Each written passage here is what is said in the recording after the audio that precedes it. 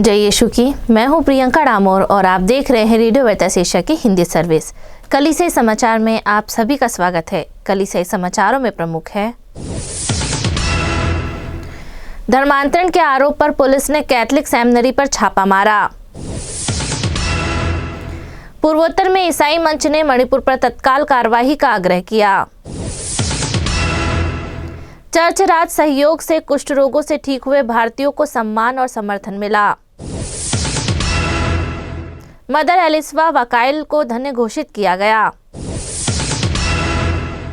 प्रथम भारतीय क्लेरेशन को वल्थान डी बिशप नियुक्त किया गया। भारत में ईसाइयों पर हमलों में 500% की वृद्धि चिंता का विषय। अब जानते हैं समाचार विस्तार से। धर्मांतरण के आरोप पर पुलिस ने कैथलिक सेमिनरी पर छापा मारा। मध्य प्रदेश राज्य में पुलिस और वरिष्ठ अधिकारियों ने 5 नवंबर को एक कैथलिक सेमिनरी पर छापा मारा और धर्मांतरण के आरोप के बाद उसके छात्रों से पूछताछ की। इस क्षेत्र में ईसाई विरोधी भावना बढ़ने की खबर भी आ रही है। ग्वालियर धर्म प्रांत के अंतर्गत आने वाले सेंट जोसेफ माइनर सेमिनरी के रेक्टर फादर हर्ष अम्मा परम्बिल ने कहा, पुलिस बिना किसी पूर्व सूचना के पहुंची और धर्मांतरण में शामिल होने के आरोप में तलाशी लेने की मांग की। पुरोहित ने 6 नवंबर को बताया कि 25 साल पहले कैथलिक छात्रों को पुरोहित बनने के लिए प्रशिक्षित करने हेतु स्थापित इस सेमिनरी की लगभग 5 घंटे तक तलाशी ली गई। उन्होंने बताया कि अधिकारियों ने हर कोने की तलाशी ली और मध्य प्रदेश, उड़ीसा और छत्तीसगढ़ राज्यों से आने वाले सभी 23 सेमिनरी के छात्रों से पूछताछ की। इस छापेमारी में अपराध शाखा के अधिकारी, वरिष्ठ पुलिस अधिकारी और एक उप विभागीय मजिस्ट्रेट भी शामिल थे।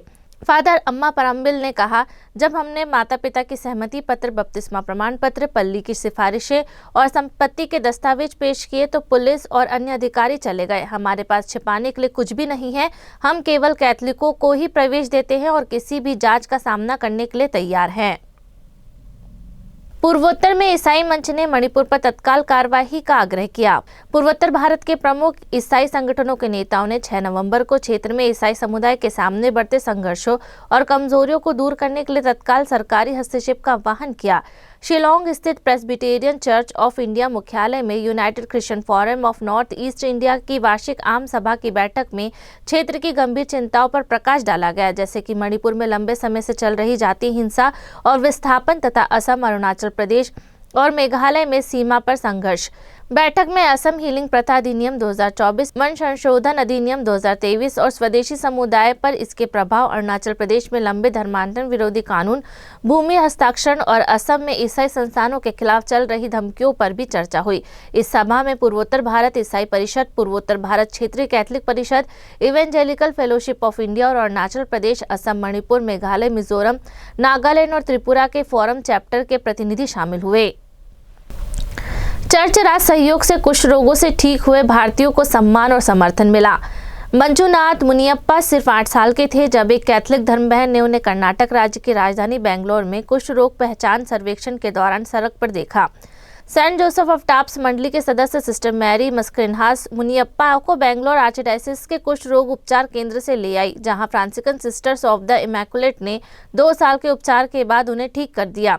मस्क्रेनहास ने मुनियप्पा को 10वीं कक्षा तक शिक्षा दिलाई और बेंगलोर के बोरिंग अस्पताल, जो राज्य सरकारी के स्वास्थ्य एवं परिवार कल्याण विभाग के अंतर्गत आता है, में वार्ड बॉय की नौकरी दिलाने में मदद की। यह 3 दशक पहले की बात है। आज मुनियप्पा के पास एक स्थिर नौकरी, एक घर और एक परिवार है। मुनियप्पा ने अगस्त में ग्लोबल सिस्टर्स रिपोर्ट को बताया, मुझे अपने पैरों पर खड़ा होने में मदद करने के लिए मैं सिस्टर्स और सरकार दोनों की आभारी हूँ। मुनियप्पा उन 500 से ज़्यादा कुष्ठ रोगों से ठीक हुए लोगों में शामिल है जिन्हें कर्नाटक सरकार कैथलिक चर्च के सहयोग से नौकरी देती है। मदर एलिसवा वकाइल को धन्य घोषित किया गया। वारपोली आर्चडायसिस ने 8 नवंबर को उस समय खुशी मनाई जब कोची के वारपोडम स्थित national shrine basilica of our lady of ransom में बड़ी संख्या में श्रद्धालु एकत्रित हुए और मदर एलिसवा वकाइल को, जो टेरेसियन कार्मेलाइट के संस्थापक और केरल की पहली स्वदेशी महिला धार्मिक संस्था थी, के संत घोषित होने के अवसर पर उपस्थित हुए। शाम को आयोजित पवित्र मिस्सा की अध्यक्षता मलेशिया के पैगान के बिशप कार्डिनल सेबेस्टियन फ्रांसिस ने की, जिन्होंने नव संत घोषित धन्य एल्विसा के विश्वास, संघर्षों और स्थायी आध्यात्मिक विरासत पर एक मार्मिक प्रवचन दिया। कार्डिनल सेबेस्टियन ने कहा, आज कलीसिया न केवल उनके वीर गुणों बल्कि उनकी सादगी और ईश्वर केंद्रित जीवन शैली के माध्यम से उनके मौलिक साक्ष्य का भी अत्यंत हर्ष और कृतज्ञता के साथ जश्न मनाता है। प्रथम भारतीय क्लेरेशियन को वेलथांडी बिशप नियुक्त किया गया। क्लेरेशियन फादर जेम्स पेट्रिल, जो इस धरती के पुत्र हैं, को कर्नाटक राज्य के 3 सिरोमालाबार धर्म प्रांत में से एक बेलथांडी के दूसरे बिशप के रूप में नियुक्त किया गया।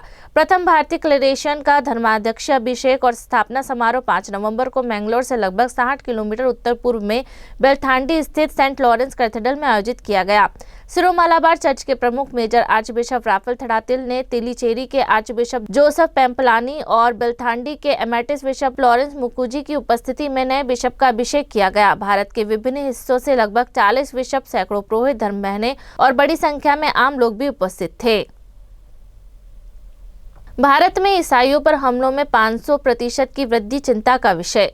भारत में ईसाई नेताओं ने एक विश्वव्यापी समूह के नए आंकड़ों पर चिंता व्यक्त की है, जिसमें पिछले 10 वर्षों में ईसाइयों पर हमलों में 500% से अधिक की वृद्धि दिखाई गई है। यूनाइटेड क्रिश्चियन फोरम के राष्ट्रीय संयोजक AC माइकल ने कहा, 2014 और 2024 के बीच ईसाइयों के खिलाफ हिंसा की घटना में तेजी से वृद्धि हुई है। 139 से बढ़कर 834 हो गई, यानी 500% की आश्चर्यजनक वृद्धि। UCF, एक नई दिल्ली स्थित अंतर सांप्रदायिक संगठन, ने पिछले 10 वर्षों में देश भर के व्यक्तियों, परिवारों, समुदाय और संस्थानों के प्रभावित करने वाली 4959 घटनाओं का दस्तावेजीकरण किया है। इस साल जनवरी और सितंबर के बीच देश भर में 579 घटना दर्ज की गई, लेकिन केवल 39 के परिणाम पुलिस मामले दर्ज किए गए। न्यायालय में 93% का अंतर है। माइकल ने कहा, ये आंकड़े 4 नवंबर को नई दिल्ली में एक प्रेस कॉन्फ्रेंस में प्रस्तुत किए गए। उन्होंने हमलों में वृद्धि के लिए ईसाई विरोधी दुष्प्रचार, धर्मांतरण के झूठे आरोप और राजनीतिक रूप से प्रेरित घृणा को जिम्मेदार ठहराया।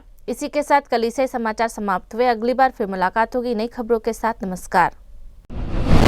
रेडियो वेरितास एशिया आपके लिए लेकर आए हैं RVA mobile app. RVA mobile app पर हमारे विभिन्न प्रकार के कार्यक्रमों का लाभ लें, हमसे जुड़े और एशियाई ईसाईयत की आवाज का हिस्सा बने। आज ही ऐप स्टोर एवं प्ले स्टोर से RVA मोबाइल ऐप डाउनलोड करें।